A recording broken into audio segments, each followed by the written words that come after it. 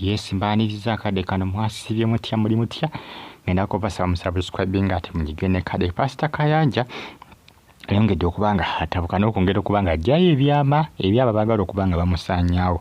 Obonagamba nti n'abapasita banne abaagala okubanga bakola ki abagala okubanga bamusaanyaawo. Ngenda kwambi kutuusako byonna bagita Fad TV era ngo nagamba nti bakola pulaani okwagala okubanga bamusaanyaawo n'okutanishinga erinnya lye ndira nti no baasooka kumusibako nti nno ali ebisiyaga naye kati ndi akakodyo k'ebisiyaga kaagaana kati bali mu kakodyo kakumupangisiza bano abatemu bano abakola ki abatta basinayipa.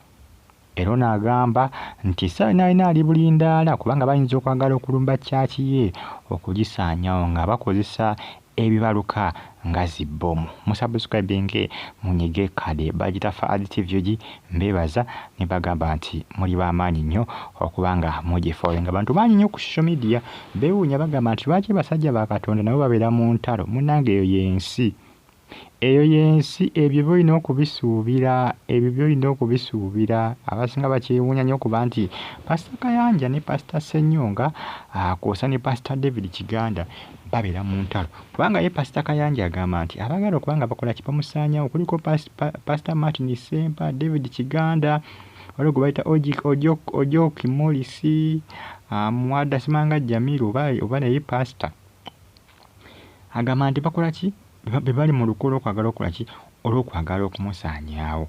Era ng'onagamba nti birimu okuba nti ye asinza endiga ennyingi. Bannange ensi eno onagamba nti bamulinako obujja nti era yava n'awuuniga Pastor Ssenyonga okugulekeraawo okumwogerako. Jjukira mutabani wa Pastor Kayanja omwaka ndowooza guno nga gutandika yava n'alabula Ssenyonga okulekeraawo okwogera ku taata we naani ne maama we.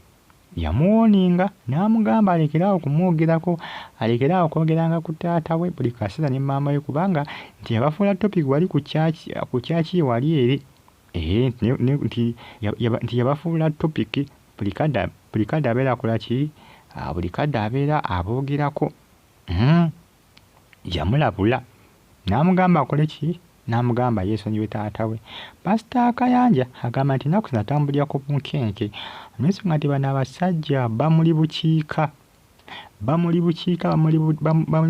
left right center buli wamu bamuli bubi. Agamba nti n'amawulire ga Busiyaga agaafuluma agamba nti abavubuka abo bapanga bapange olw'ensonga nti beekubiranga amasimu nti yakola ki yabitegeera byonna. Jjukira Pastor Ssenyonga yava n'agamba nti Pastor Kayanja waba yeewakana lwaki abavubuka baasonga mu ye, lwaki tebaasonga abapasita balala ku kyokola ki ku kyokulya ebisiike. Agamba nti lwaki yeewakana, lwaki tebaasonga mu Pastor Kundi David Kiganda, lwaki tebaasonga mu Pastor Ssenyonga bw'atyo bw'agamba lwaki tebaasonga mu ye, lwaki baasonga mu Pastor Robert Kayanja. Ekibatta simanyi waje bigenda kubanga bikomekera naye nga ali mu kutya yeraliikirira.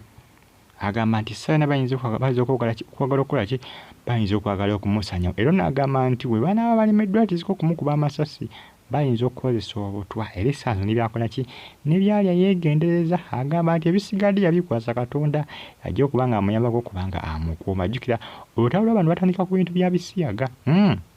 Eby'ebisiyaga omwaka ndowooza Yesu guwedde oba nga guggwako ebiseera topiki y'ebisiyaga yatulendinga nnyo nga bagamba nti Pastor Kayanja nti abiri abavubuka nti era abibalira mu kyaki ye eya Miracle Center ndowooza bagita Miracle Center Cathedral ndowooza bagiyita eya Pastor Robert Kayanja. Jjukira kyaki alina kyaki ye ndowooza kyaki oba yagizimba eya Pastor Kayanja.